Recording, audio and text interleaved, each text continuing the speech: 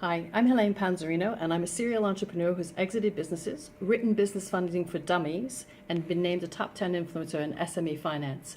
My particular areas are around FinTech-enabled alternative finance platforms, using technology for finance.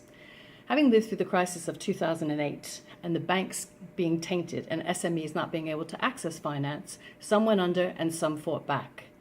Fast forward to 2011, 2012, and the advent of what we now know as alternative finance via really technology-driven, sophisticated algorithm platforms, where you can go online and get debt and equity finance. I started introducing my clients to this, but quickly realized that they saw it, but they didn't really understand it. And why would you if you make shoes and you don't know what EBITDA is when it asks you on the form? Awareness is up, but it doesn't mean that usage is up. SME owners are still going to their bank's first port of call, and when they're turned down, most of them don't actually ask why.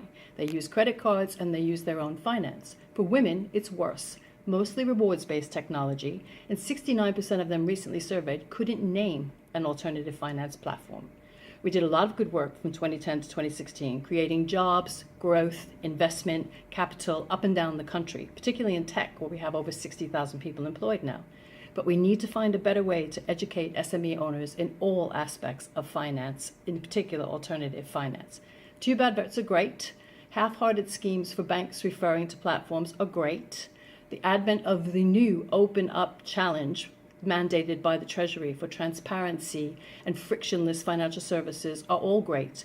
But if we're all talking within our own industry about open APIs and PSD2, this makes no sense in terms of jargon to the SME small business owner who needs to access the finance for growth.